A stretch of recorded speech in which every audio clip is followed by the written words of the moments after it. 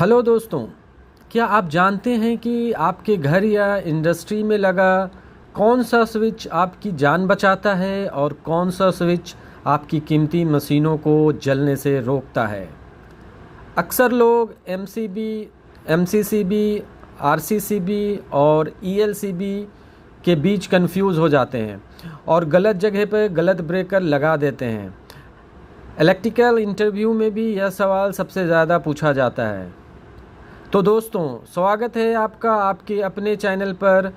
आज की इस वीडियो में हम इन चारों ब्रेकर्स के बीच के बड़े अंतर को बहुत ही आसान शब्दों में समझेंगे ताकि आज के बाद आपको कभी कोई कन्फ्यूज़न ना रहे। चलिए वीडियो को शुरू करते हैं। सबसे पहले बात करते हैं एमसीबी यानी मिनिएचर सर्किट ब्रेकर की।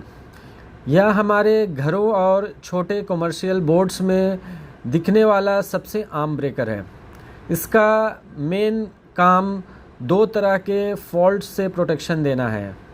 पहला, ओवरलोड, यानी जब आपकी सर्किट पर ज़रूरत से ज़्यादा लोड हो जाता है, और दूसरा, शॉर्ट सर्किट, जब फेज़ टू फेज़ या फेज़ टू न्यूट्रल आपस में शॉर्ट हो जाता है।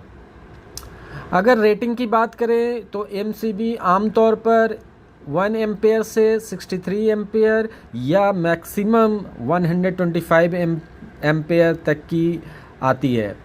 और ध्यान रखिए, इसकी ट्रिपिंग करंट सेटिंग फिक्स्ड होती है, यानी आप इसे मैन्युअली चेंज नहीं कर सकते। अब आते हैं एमसीसीबी पर, जिसका फुल फॉर्म है मोल्डेड केस सर्किट ब्रेकर। काम के मामले में यह बिल्कुल एमसीबी का बड़ा भाई है।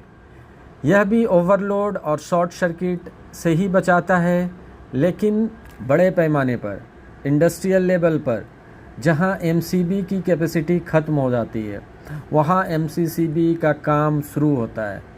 यह 10 एम्पेयर से लेकर 1600 एम्पेयर या 2500 एम्पेयर तक की हेवी करंट रेटिंग में भी आते हैं।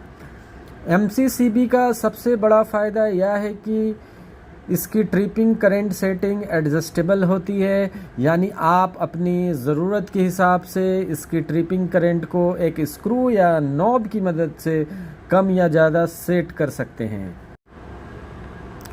दोस्तों, एमसीबी और एमसीसीबी तो मशीनों और तारों को बचाता है, लेकिन इंसानी जान बचाने के लिए आता है आरसीसीबी यानी रेसिडुअल करंट सर्किट ब्रेकर। इसे कई लोग आरसीडी भी कहते हैं।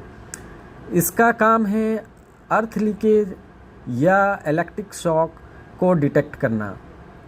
यह इनकमिंग और आउटगोइंग करंट के बैलेंस को लगातार मेज़र करता है। जैसे ही लगता है कि थोड़ा सा भी करंट, जैसे 30 मिली एम्पेयर या 100 मिली एम्पेयर लीक होकर किसी ह्यूमन या इंसान के शरीर के ज़रिए ज़मीन में जा रहा है, ये पलक झपकते ही सिर्फ कुछ ही मिली सेकेंड्स में सर्किट को ट्रिप कर देता है।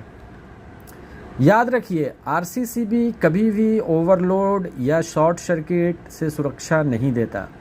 यह सिर्फ और सिर्फ ह्यूमन सेफ्टी और लीकेज प्रोटेक्शन के लिए यूज़ होता है। अब बात करते हैं ईएलसीबी की, यानी अर्थ लीकेज सर्किट ब्रेकर।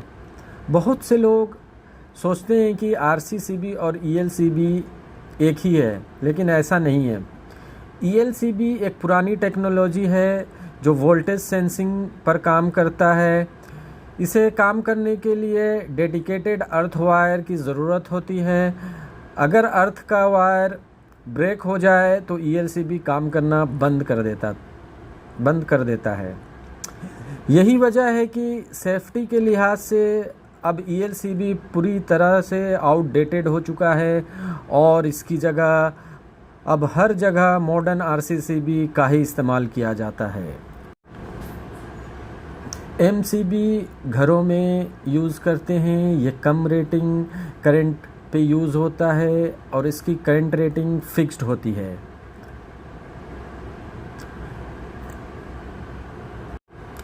चलिए चीज़ों को और आसान बनाने के लिए इस क्विक समरी टेबल को देखते हैं।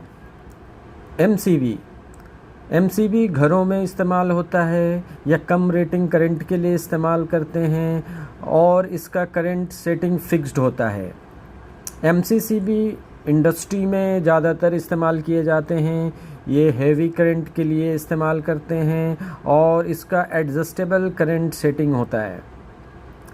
आरसीसीबी को हम इंसानी सुरक्षा के लिए यूज़ करते हैं और ये करंट बैलेंस पर काम करता है। ईएलसीबी दोस्तों पुरानी तकनीक वोल्टेज सेंसिंग प्रिंसिपल पे काम करता है, अब इस्तेमाल नहीं होता प्रैक्टिकली।